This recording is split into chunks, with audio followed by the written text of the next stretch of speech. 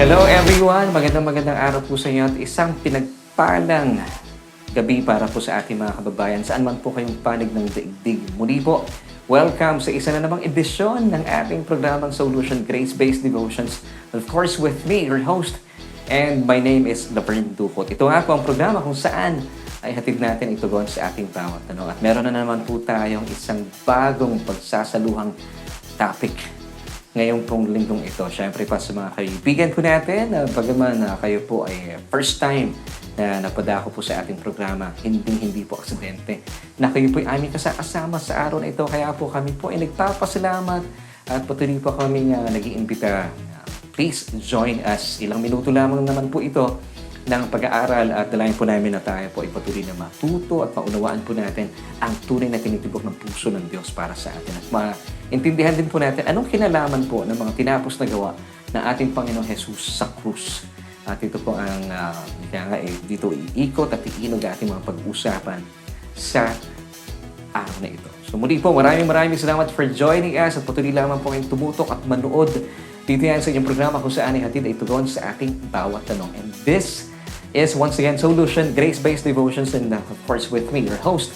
My name is Verne Ducut. Binabati po natin lahat ng ating mga kababayan saan man po kayong panig ng daigdig. Kami po ay nagpapasalamat dahil patuloy po kayong naging kasama namin every Tuesdays, Wednesdays, and Thursdays. At syempre tayo po ay napapanood every night, Philippine Standard Time at 7:30.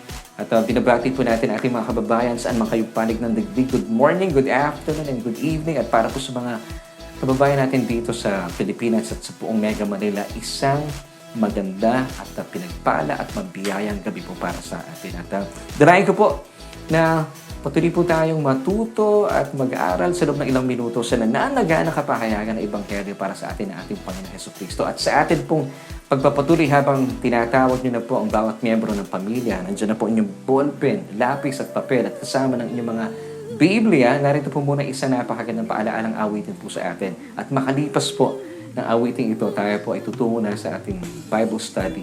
Pag-usapan po natin na napakayamang kapahayagan sa atin sa araw na ito. Kaya manatiling nakatutok at nanunood dito lamang po yan sa SOULution, your grace-based devotions, and of course with me, your host, Verne. Tanging ikaw ang siyang pag-asa ko. Tanging ikaw ang siyang kanlungan ko. Tanging ikaw ang siyang laging kuplihan ko. Tanging ikaw ang siyang kaibigan at sandigan ko. Tanging ikaw ang musika nitong awitin. Tanging ikaw pumukaw sa kathan nitong damdamin. Tanging ikaw ang sa tuwin ay pupurihin. Tanging ikaw lang at wala nang iibigin. Umulat, umaraw, mayanig, magunaw ang buong mundo. Ikaw, Jesus, ang siyang kasama. Hindi ako mangangamba. Kumit man o kumulog, ika'y matibay kumuog, hindi mawawalan ng loob. Ikaw, Jesus, ang siyang kasama. Pagtitiwalaan ko'y tanging ikaw.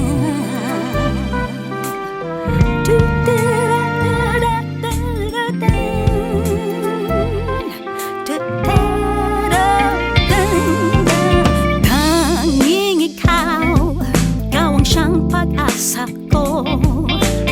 Tanging ikaw ang siyang kanlungan ko. Tanging ikaw ang siyang laging kuplihan ko. Tanging ikaw ang siyang kaibigan at sandigan ko. Tanging ikaw ang musika nitong awitin. Tanging ikaw pumukaw sa kathan nitong damdamin. Tanging ikaw ang sa tuwin ay pupurihin. Tanging ikaw lang at wala nang iibigin. Umulat, umaraw, mayanig, magunaw ang buong mundo.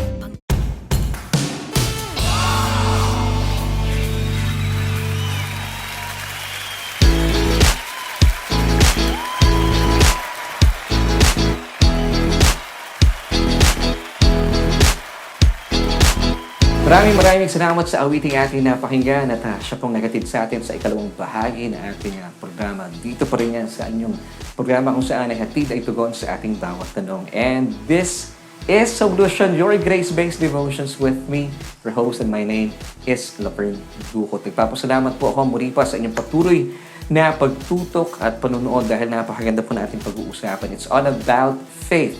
Well, actually, it's not just faith, but true faith.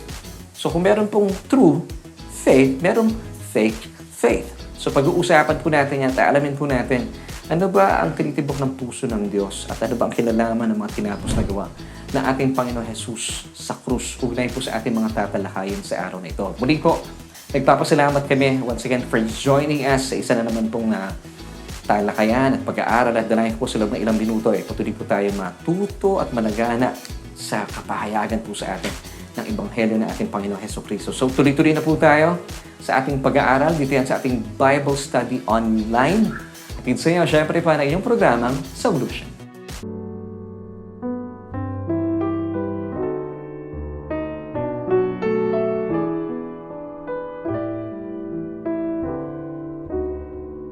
Muli, isang pinagpala at mabiyayang araw po aking pagbati sa bawat isa at muli sa ating mga kaibigan, mga churchmates, mga suki po natin. Nagpapasalamat kami once again for joining us sa isa na namang edisyon ng programang SOULution, Grace-Based Devotions with me, your host, Verne. At ako nga po ay nagpapasalamat dahil patuloy po kayo nakatutok sa ating programa kung saan ay hatid natin itugon sa ating bawat tanong. And tonight, ang pag-uusapan po natin, let's talk about faith. But hindi po basta-basta faith. True faith.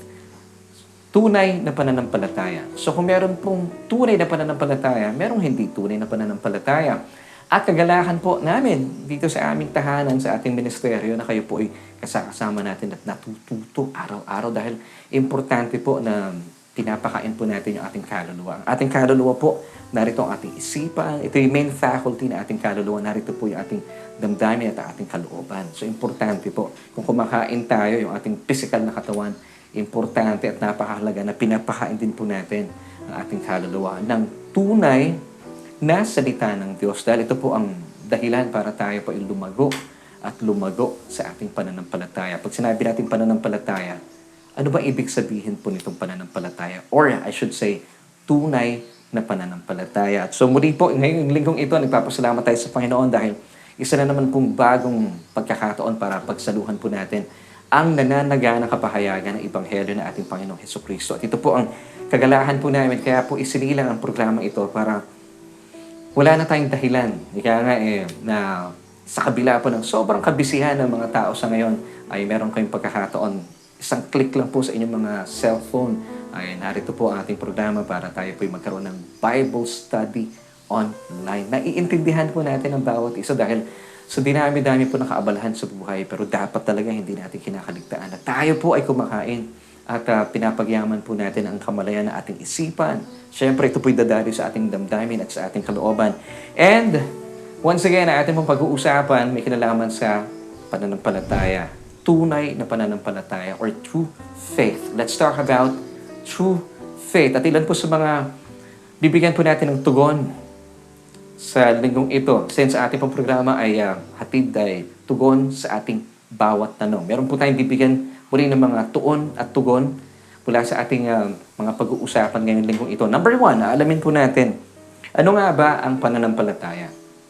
Alamin po natin, kung meron pong tunay na pananampalataya, ano yung hindi tunay na pananampalataya? Kung meron pong true faith, merong fake faith. Number 2 question, gaano ba dapat kalaki ang ating pananampalataya? Oy, magandang pag-usapan po ito.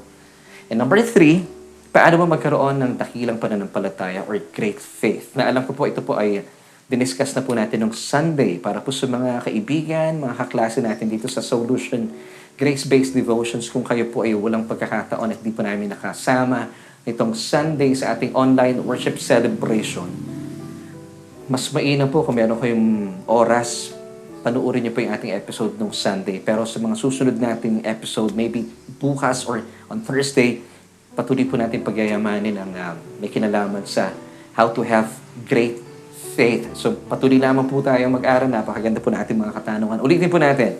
First question is, Ano nga ba ang pananampalataya?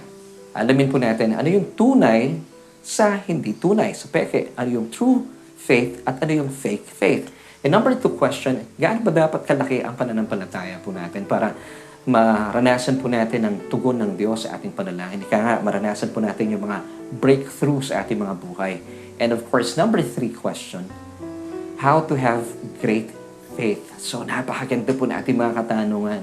At syempre, ang paghuhugutan po natin na ating mga katugunan at kasagutan sa mga tanong na ito, walang iba kundi po ang nananaga na kapahayagan ng Ebanghelyo na ating Panginoong Hesukristo. So, ready na po ba kayo? Pag-usapan na po natin at para masagot na po yung mga katanungan ito.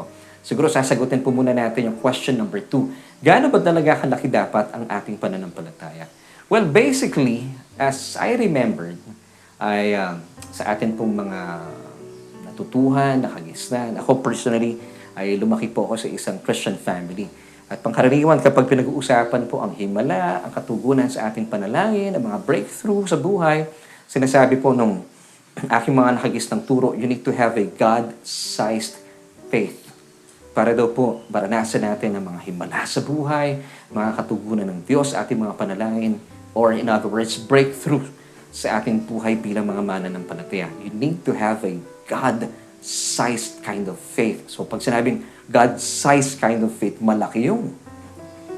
It sounds good, di ba? It sounds biblical, pero the question is, ito po ba talagang hinihingi ng Panginoong Jesus sa atin? For us to have this breakthrough sa buhay, at ika nga ay maranasan po natin ang katugunan ng Diyos sa ating mga panalangin.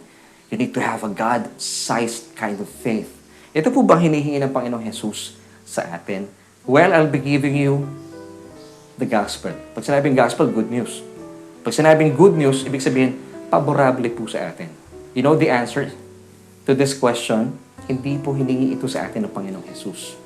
Dahil ito po ang hinihingi ng relihiyon. Ito po ang nakagisnan po natin na tinuturo pangkaraniwan ng mga pulpito na talaga naman nagbibigay po ng burden po sa atin. But praise God, since po ang gospel, it's all about good news. Dahil po, napakaganda pag sinabing good news, ito po ay pumapabor sa atin. Well, sasabihin na naman ng iba, ang problema kasi sa inyo, puro na lang gusto nyo, paborable sa inyo. Well, that's the gospel, mga kapatid. Meron pong ginawa ang ating Panginoon Jesus sa krus ng Kalbaryo para po tanggalin po yung bigat sa ating mga balikat. At gusto po niya tayo po'y mamahinga sa kanyang mga tinapos na gawa sa krus ng Kalbaryo. So muli po, kailangan ba talaga natin ng God-sized kind of faith para magkaroon po tayo ng breakthrough sa ating mga buhay, maranasan po natin ang mga himala at ang mga katugunan ng Diyos sa ating panalangin? Once again, the answer is no. Dahil ito po ang tugon ng ating Panginoon nang ang mga alagad po ay kinausap po siya. At sabi ng mga alagad sa kanya, Lord, increase our faith. Mababasa po natin ito in Luke chapter 17 verses 5 until 6. Basahin po natin. And the apostles said to the Lord, increase our faith. Verse 6, so the Lord said, if you have faith as a mustard seed, you can say to this mulberry tree, be pulled up by the roots and be planted in the sea, and it would obey you. Napakalino po na sinasabi ng passage, buti na lang na hindi po iniaatang sa atin ng Panginoong Hesukristo. Hindi niya hinihingi sa atin. It doesn't demand anything from us. Hindi niya sinasabi, you need to have a God-sized kind of faith. Ang nagsasabi po sa atin noon, relihiyon. Pag sinabi kasing relihiyon, nasa atin po yung bigat. It's all about man's performance. Pero hindi po ito ang kalooban ng Diyos sa atin. God's best for you is this. Sabi po muli ni Jesus, you need to have a mustard seed-sized faith. Mustard seed. Sandali. Do you have any idea kung gaano po kaliit yung mustard seed? Sa Tagalog, mustasa ito man, di ba? Mustasa is mustard seed. Nakita ko yung mustard seed. It's approximately 1.5 millimeters in diameter. Parang mas maliit pa siya sa munggo eh. Kung titignan niyo po ang laki ng mustard seed. So sabi ni Jesus, ganun lang kaliit ang pananampalataya. So, ang ganda po ng patutuo dito ng ating Panginoon Hesukristo. Walang problema sa pananampalataya kahit magkaroon ka lang ng ganito kaliit na pananampalataya. So, Jesus was telling us, yung liit ng mustard seed, 1.5 millimeters in diameter, ang liit po nun. Kung ganun lamang po kaliit ng iyong pananampalataya, kaya po nitong bunutin ang isang napakalaking mulberry tree napakalalim po ng pinag-uugatan. Wow, praise God. So, ito po ang hinihingi po sa atin. You need to have a mustard seed-sized faith. Ang liit nun. Ewan ko, meron tayong picture, may mapakita po sa inyo. So dito po, before, I used to believe na pag binabasa ko yung passage na to, akala ko po Jesus was so frustrated sa mga alagad niya, disappointed siya. Kasi pangkaraniwan, naririnig ko po nung araw mula sa mga nagtuturo na pampihira naman kayo. Kasing liit lang na mustard seed, wala man lang kayong pananampalataya sa Diyos. Nakakahiya naman sa Diyos noon. Yun pala, nung po dumating yung kapahayagan po ng kanyang biyaya po sa aming mga buhay-buhay. Ang ganda po ng sinasabi ng talatang ito. Sabi ni Jesus, you need to have this kind of faith. Ganito lamang po kaliit. Hindi ganun kalaki ha. Ganito kaliit. Mustard seed lamang po ang liit na hinihingi. Ibig sabihin, para meron lamang po kayong pagkakasunduan. Okay? Kahit man lang maliit na pananampalataya, meron ka, sagot na kita. Yun po yung sinasabi ni Jesus. And the part po na naintindihan po natin ito, ibig mo sabihin, Lord, kahit gano'n lang kaliit, mustard seed, sobrang liit po noon. Sabi ni Jesus, ito lang ang kailangan mo. Para magkaroon lang tayo ng, mag-consent ka lang sa akin, maniwala ka lang sa akin, then sagot na kita. Alam niyo mga kapatid, kapag naririnig po natin yung katagang sagot na kita, di po ba napakagaan po sa kalooban? At alam mo, pag sinasabi po ito sa atin, at pinapaniwalaan po natin ito na nagmula mismo sa labi na ating Panginoong Jesus, na paniwalaan mo, sagot ka ng Diyos, sagot ka ng Panginoong Jesus. Hindi mo namamalayan, sumisibol po sa iyong puso, naniniwala ka na, sandali, mahal na mahal pala ako ng Panginoong Jesus. Ayaw niya nabibigatan po ako. So, ibig sabihin po dito ng Panginoong Jesus, gusto niya, do not put your faith on your faith, but rather, put your faith to Him, to the one, to Him, to Himself, to Jesus, whose faith never fails. So I should say this way, have faith not in your faith, but to Jesus whose faith never fails. You know why? Because si Yesu Cristo lamang po ang may pananampalataya na kailanman ay hindi papalya. So kaya po sabi ni Jesus, kilala niya po tayo. Ang pananampalataya po natin, nagpa-fluctuate po yan. Pero praise God, sabi niya, hindi po niya binibigay yung burden and responsibility po sa atin.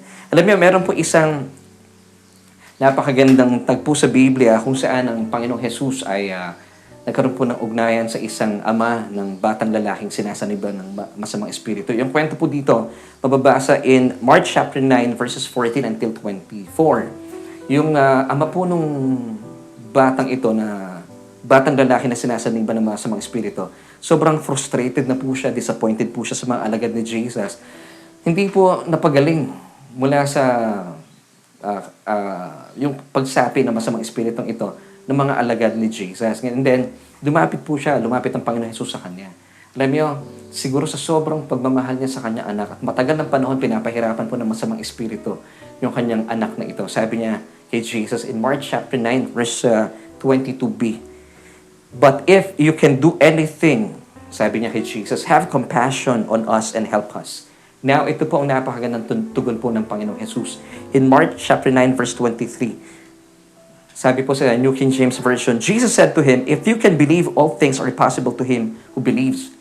Basahin ko lang po sa Young's Literal Translation. Still, Mark chapter 9 verse 23, "All things are possible to the one that is believing, which is himself." Now, ano po sinasabi po ni Jesus dito sa Ama? Sabi po ni Jesus dito, He was telling the Father, never put your faith on your faith, but put your faith on Him.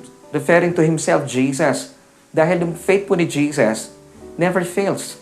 Gaya po na sinabi natin kanina, ang pananampalataya po na meron po ang ating Panginoon Jesucristo, yung kanyang pananampalataya, kailanman hindi po ito papalya. So, Jesus was not putting yung burden, yung responsibility doon sa ama ng batang sinasaniban ng masamang espiritu. So in essence, sinasabi po ni Jesus, hook up your tiny mustard seed-sized faith sa akin.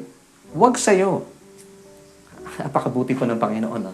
Muli po sabi ni Jesus, i-hook mo ang iyong pananampalataya, huwag sa sarili mo. Pumapalya yan eh. I-hook mo yan sa akin, yung iyong tiny mustard seed-sized faith sa akin. Because my faith never fails, sabi ni Jesus. It's not about your faith, but who your faith is in. Ang importante dito, kanino ba nakaangkla ang iyong pananampalataya? Sa sarili mo o sa akin? Parang ganito po yan. Let me give you a good illustration. Alam niyo po, kapag, halimbawa, tatawid tayo mula po dito sa lugar na ito patungo sa kabilang pampang. Ilog po ito. Sasakay ka ng bangka. Ngayon, makakarating ka sa bangka, sa pampang, I should say, ilalagay mo yung bigat doon sa bangka. At makakatatawid po kayo. Ngayon, hindi mo nilagay ang iyong weight at naniniwala ka, hindi ako lulubog. And then makakatawid ka doon sa ilog na yung makakarating ka sa kabilang pampang. Hindi po nangyari yon. Ang nangyari, lahat po ng iyong bigat, ibinigay mo doon sa bangka na sinakyan mo. Kaya ka nakatawid. Ngayon, ano pong ibig sabihin ng illustration ito? Yun pong iyong weight, yung iyong pananampalataya, ibinuhos mo lahat doon sa bangka. Sino yung bangka? Si Jesus, hindi ikaw. Kaya po kayo nakatawid sa kabilang pampang. So, ito po yung sinasabi ni Jesus. And then, sabi po ni Jesus, sabi ni Jesus once again, doon sa mama ng batang sinasabihan ito, never put your faith on your faith, but rather put your faith on me, whose faith never fails. Ang sarap naman nun. Di ba? Walang burden sa kanya. Yung responsibility, sabi niya, wag mo akuin, ibigay mo sa akin yan. Alam mo yun, napakaganda po ng responde ng tatay kay Jesus. Dahil alam po niya, frustrated na po siya. Marahil sabi niya, ginawa ko ng lahat. And even yung mga alagad mo, hindi sila nagtagumpay, ikaw na lang. Anong gagawin ko, Panginoon? Di po ba? Pangkaraniwan tayo pag may mga problema tayo. Panginoon, I did my best, but I guess my best wasn't good enough. James Ingram pa ang peg mo, di ba? Lord, ginawa ko ng lahat. Pera na, naging bato pa. Well, ito po ang sabi. Napakaganda po nung pagresponde ng Ama kay Jesus dito. It's found in Mark chapter 9, verse 24. Immediately, the father of the child cried out and said with tears, sabi niya kay Jesus, Lord, I believe. Help my unbelief. So mga kapatid, nakakita niyo po ba ang kapahayagang ito? It's a powerful revelation. Sabi lang ni Jesus, you need to have a mustard seed-sized faith. Ako nang bahala. Mula dito, kinakailangan ko lang, sabi ni Jesus, kahit gaano kaliit ng pananampalataya mo, walang problema sa pananampalataya. Pag binasa niyo po yung mga tagpo dito sa Mark chapter 9, sabi ng mga alagad, ano po bang naging problema? Ba't hindi po namin, naibsan yung problema ng bata, hindi nawala yung masamang espiritu. Sabi ni Jesus, hindi naman niya sinabing, kulang kayo sa pananalangin, kulang kayo sa fasting. No. It's about unbelief. Now, ano po ang antidote sa unbelief? Unbelief to what? Dahil hindi po sila conscious about who Jesus was. Marami pong tao sa ngayon, ang consciousness po nila nakalagay sa kanilang performance. Pero sabi dito ni Jesus, ang problema, unbelief. Wala pong problema sa faith. Ang religion, sinasabi sa atin, pangkaraniwan, kaya hindi tinugon ng Diyos ang panalangin mo. Kulang ang faith mo. Maliit ang faith mo. You need to have a God-size of faith. Mga kapatid, that is religion. Sabi po ng gospel, maliit lang na faith. Take note. Kumikilos na ang Diyos. Ang problema, unbelief. Now, ano po yung antidote sa unbelief? You have to believe na mahal po kayo ng Diyos. Now, paano po natin malalaman ang pagmamahal ng Diyos? By listening and hearing by the word of Christos. It's all about the finished work of Christ on the cross, and this is the gospel. Ito rin po ang sinasabi ng Apostol Pablo, ang pananampalataya dapat hindi po nakaatang sa ating mga balikat. Ang kanyang pananampalataya po ay nakaatang sa pananampalataya na meron po ang Panginoong Jesus. Talagang naniniwala po si Apostol Pablo na siya'y iniibig at katotohanan dito ibinigay po ang buhay para sa kanya. Basahin po natin Galatians chapter 2 verse 20. This is a powerful verse. Makikita po natin, Jesus really is not putting any responsibility or burden ng pananampalataya sa atin. Mga kapatid, this is true faith. Basahin ko lang po muna. Galatians chapter 2 verse 20. I have been crucified with Christ. It is no longer I who live, but Christ lives in me. And the life which I now live in the flesh, I live by faith in the Son of God, who loved me and gave Himself for me. Now, to answer the question, gaano ba kalaking pananampalataya ang kinakailangan po natin? Hindi po pinag-usapan ng laki, liit. At least meron lamang po kayong pagkakasunduan ng Panginoong Jesus, sabi ni Jesus, kahit po kasi liit ng mustard seed, maliit po yun eh. Palagi ko, tapyasin mo pa yung bigas eh. Baka 1/4 pa lang po nun, mas maliit pa siya sa munggo. So dito lang po sabi ni Jesus, at least meron tayong pagkakasunduan. Meron kang ganito kaliit na pananampalataya, okay na yun, ako nang bahala, sagot na kita. Wow. So ito po ang napakagandang kapahayagan po sa atin ng mga talatang ating binasa. Then sa mga pagkakataong ikaw po ay nahaharap sa mga sitwasyon, alam niyo, pangkaraniwan sinasabi ng mga mananampalataya, anong problema sa pananampalataya ko? Mga kapatid, huwag mong ilagay ang burden sa sarili mo. You have to put your faith on Him, to Jesus, whose faith never fails, because ang kanya pong pananampalataya ay hindi po sadyang papalya. So don't ask if you can believe God for this, but rather ask if Jesus can believe God for this. Kay Kristo ba, may imposible? Wala imposible sa ating Panginoon Jesucristo. So never put the burden on yourself. Kasi po ang fake faith, yung sinasabi ng relihiyon. Sandali, kaya hindi mo nararating o nakakamit ang breakthrough kasi kulang ka sa pananampalataya. See, this is man's performance. Ayaw po ito ng gospel. Hindi po ito ang God's best for you. Because this is fake faith. You have to put your faith to the one whose faith never fails. That is true faith.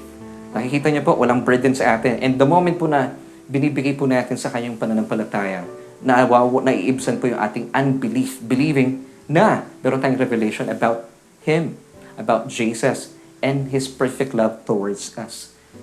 See, ito po ang gusto po ng Panginoon sa atin. And then, sabi po ni Jesus sa atin, meron ka bang pananampalataya dyan? Kasing liit ng mustard seed, okay na yan, anak. Sagot na kita. Wow. So, tuloy-tuloy po natin. All things are possible, sabi ni Jesus, to the one that is believing, which is Himself. Mark chapter 9, verse 23. This is faith, mga kapatid. Napakabuti po ng ating pananampalataya. Na kahit po ang ating pananampalataya, inaako po niya dahil alam po niya na nag-fluctuate po yung ating pananampalataya. Ito po ay bunga ng kanyang pagkakakilala po sa atin at ng kanyang sakdal na pagmamahal. Naisin lamang po ng ating Panginoon Jesus na ituon po natin ang ating mga mata sa kanyang mga ginawa. Ayaw po niya ituon natin ang ating mga mata sa ating mga ginagawa at mga gagawin pa sa hinaharap. Because Jesus wants us to be Jesus occupied. Ito po ang susi para po mawala na po yung ating unbelief. Believing na He loves you so much. He doesn't want you to be self-occupied. Kasi pag naging self-occupied po kayo, hindi po niyo mararanasan ang breakthrough sa buhay. Madidisappoint at madidisappoint po kayo. At manlulupay-pay at manlulupay-pay po kayo. So once again, Jesus wants you to be Jesus-occupied. Hindi po self-occupied. So, paano po ibig sabihin nun? Yung kamalayan po natin, i-focus po natin sa kanyang mga ginawa, hindi po sa ating mga ginawa. And the more you have revelations about Him and His love towards you, dito na po darating kusa po itong darating ang pananampalataya. Romans chapter 10, verse 17. So, ito po yung sagot sa katanungan, paano po dumarating ang pananampalataya? So then, faith comes from hearing and hearing by the word of Christ. And the word of Christ, it's all about His full or pure grace. Now, mga kapatid, before we end, importante po ito. Bilang mananampalataya, you have a choice. Sa mundo po natin sa ngayon, meron po akong kakilala. Sa halos 30 taon siya po yung nakarating sa kanyang karamdaman. Hindi po siya namatay. Pero nung dumating po ang lockdown because of COVID-19, dumating po ang mga pagkakataon, nagbabad po siya sa balita about COVID-19. Sumibol po sa kanyang puso ang takot, pangamba. Diba nagsisimula po, bago ka magkaroon ng takot at pangamba, naging troubled muna siya.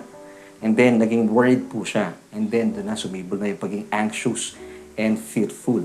Sabi po ni Jesus in John 14:27, let not your heart be troubled, neither let it be afraid. So dito, bagaman 30 anyos na po siya nakaratay, hindi po siya mamatay-matay. Pero nung dumating po ang mga balita sa COVID-19, doon po niya ibinaling ang kanyang buong oras at panahon. Tumipas po ang ilang araw, siya po umuwi na sa Panginoon. Hindi po ito God's best. Why? Because meron siyang takot. Ang ikinamatay po niya yung takot about COVID-19. So mga kapatid, you have a choice before we end. Sabi po nung Romans chapter 10 verse 17, so faith comes by hearing and hearing by the word of Christos. So I submit to you by the same token. Fear also comes by hearing and hearing by the word of the world. Saan po kayo naglalagi? Saan po nyo tinututok ang inyong mata, ang inyong tainga? Sa balita po ng mundo? Of course, okay lang po manood tayo, makinig tayo ng balita tungkol sa palipaligid. Pero, tingnan po natin saan po nyo inuubos ang inyong oras. Sa pakikinig sa balita ng mundo o sa balita ng mga tinapos na gawa ni Kristo. It's your choice. Pero I suggest, dito na po tayo para sa balita na umuugnay sa mabuting balita ng mga tinapos na gawa ni Kristo. Nang sa gayon, lumago po tayo at kusang dumarating sa atin ang pananampalataya. At ang tunay na pananampalataya, Jesus putting the burden on Him, hindi po sa atin. Okay? Bilang pagtatapos, ito po yung ating solution for tonight. Gaya po ng mga disipulo ng Panginoong Jesus in Luke chapter 17 verse 5, they were asking Jesus, Lord, increase our faith. Now, sabi po ni Jesus, kailangan mo lang magkaroon ng kasing laki ng pananampalataya ng mustard seed.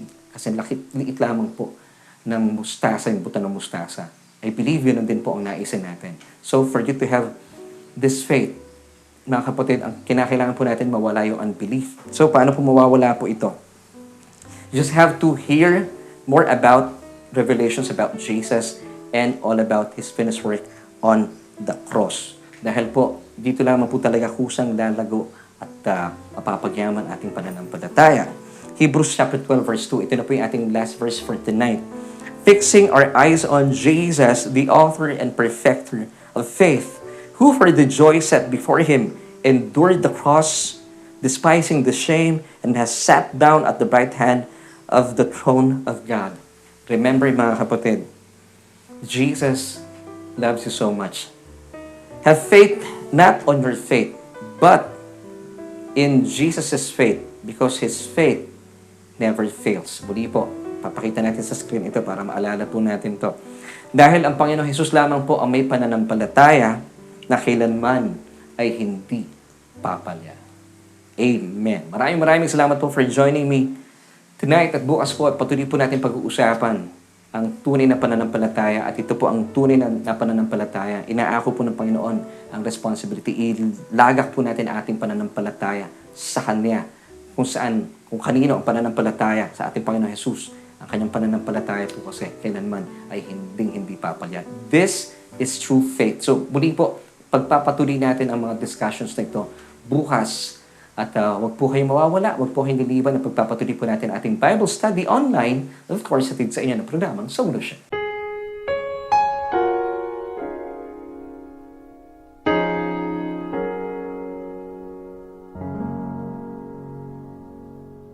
At sa pagkakataon po ito, ako po ay patuloy na nagpapasalamat sa Panginoon dahil sa kanyang mga tinuro sa atin.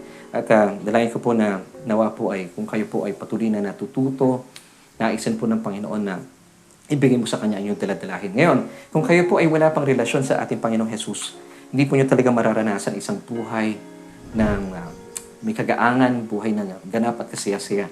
Dahil gusto po kayong tulungan ng Panginoong Jesus, pero kung hindi niyo po siya papahintulutan na pumasok sa inyong mga buhay, hindi po siya pwedeng kumilos. Bakit? Dahil nire-respeto niya po kayo. Now, ito lamang po ang paanyaya ng Diyos para sa inyo. At sana po ay tumugon po tayo. Nais po niya magkaroon ka ng relasyon sa kanyang bugtong na anak. All you have to do, confess with your mouth, believing na siya po ang ating Panginoon at tanging tagapagligtas at maniwala po tayo sa ating mga puso na siya po ay hindi na natiling patay pagkus na buhay makalipas ng 3 araw. At tiyak po ang inyong kaligtasan kapag kayo po ay nanampalataya sa kanyang mga tinapos na gawa. Tayo po'y mananalangin, ako po'y mananalangin. Ariin niyo pong panalangin ninyo aking panalangin. Kung ano po yung sasabihin ko, sabayan niyo lamang po ako. Buksan niyo po ang inyong bibig at tayo po'y dadalangin ng pagtanggap sa ating Panginoon Jesus. Let's pray. Aming Diyos, Ama, maraming salamat po sa mensahe ugnay sa pananampalataya. Salamat, Panginoon Jesus. At ako po'y nananampalataya na ikaw lamang ang aking Panginoon at tagapagligtas. Dahil ikaw lamang ang siyang nagbayad na aking mga kasalanan doon sa krus ng Kalbaryo. Kaya naman ipinapahayag ko na sabihang wala po akong kakayahan, hiwalay po sa inyo. Salamat sa buhay na walang hanggan. At ito po'y aking inaangkin simula sa oras na ito. Salamat din po dahil lahat ng aking mga kasalanan ay sadyang pinatawad mo na. At salamat din po, Panginoong Jesus, na ang aking pangalan ay nakasulat na sa aklat ng buhay. Amen. Sa pagkakataon po ito, ako na lamang po ang mananalangin. Aming Diyos, aming Ama, Aba, maraming salamat po sa kapatid na ito na aming nakapiling, nakasama at kasabayan po namin sa pag-aaral. Salamat dahil sa iyong pagbubukas na aming isipan na ang tunay palang pananampalataya, gaya po ng mga tagpong aming pinag-usapan at pinag-aralan, naisin po ng Panginoon na magkaroon lamang po kami ng kasing liit ng buto ng mustasa. Panginoon, salamat dahil dito lamang po sa maliit na pananampalatayang ito, doon na po sisibol ang mga breakthrough sa mga himala at mga tugon sa aming mga panalangin. At salamat, Panginoong Jesus, dahil sa katotohanan ito, dahil sa iyong nananaganang pag-ibig at pagmamahal. Naisin mong maibsan ang kabigatan sa aming mga balikat. Hindi mo nilalagay sa amin ang burden or responsibility, gaya po ng kwento na aming pinag-usapan. Salamat, O Diyos, dahil sinasabi mo sa amin para maranasan po namin ang tugon sa aming mga panalangin, ang mga breakthrough sa aming buhay. Ilagak namin ang aming pananampalataya, hindi po sa aming pananampalataya, because sa iyong pananampalataya, dahil ang iyong pananampalataya kailanman ay hindi talaga sasalya.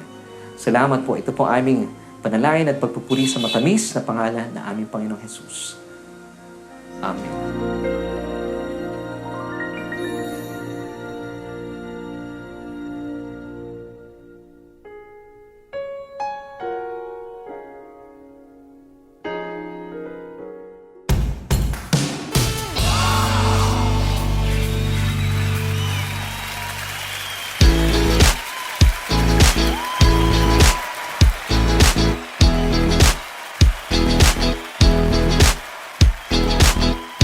Yes, isa na naman pong edisyon ng programang SOULution. Ang hindi po natin namamalayan ay napakabilis talaga ng oras. At muli po, nagpapasalamat po ako once again for joining me tonight. At bukas po ipagpapatuloy po natin ating mga pag-aaral. So dalayan ko po na wag po kayong liliban. Muli po ito nga pong programang SOULution, Grace-Based Devotions, of course, with me, your host, and my name is Verne Ducut. Ito po ang programa kung saan ay hatid ay tugon sa ating bawat tanong.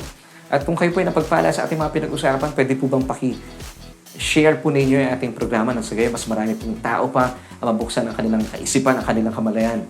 Ugnay po sa ating mga pinag-usapan para nang sagay hindi po mabigat sa kanila, ang nakaatang sa kanilang mga balikat, yung pananampalataya, pero ang gusto pala ng Panginoong Jesus po sa atin, tanggalin po yung bigat sa atin. Dahil po yung ating pananampalataya, naka-fluctuate po yan Pero ang pananampalataya po na meron po ating Panginoong Jesus, remember po ito ang kanyang pananampalataya, kailanman at sadyang hindi po papalya. So, never put your faith on your faith, but you have to put your faith in Him, to Jesus, whose faith never fails. Ganito po kabuti ang Diyos. So, paki-share po yung ating programa sa inyong mga kaibigan. Thank you for joining us once again. Bukas po ipagpapatuloy natin ating mga pag-uusap at pag-aaral. Dito lamang yan sa SOULution, Grace-Based Devotions, of course, with me, your host, and my name is Verne Ducut. Maraming salamat sa aking buong pamilya, aking mga kaagapay sa programa ito, at sa mga churchmates po natin sa SGC. Thank you so much sa inyong patuloy na pagbabahagi ng ating programa, pag-share. Sige po, paki-share pa po ng sagay, mas marami pong naaabot. At muli, maraming salamat sa ating napakasipag na Technical Director, si Kuya Abes. At muli po, bilang pagtatapos na rito ang 3 John chapter 1 verse 2, Beloved, ikaw yan, I wish above all things that you may prosper and be in health, even as your soul prospers. Bye!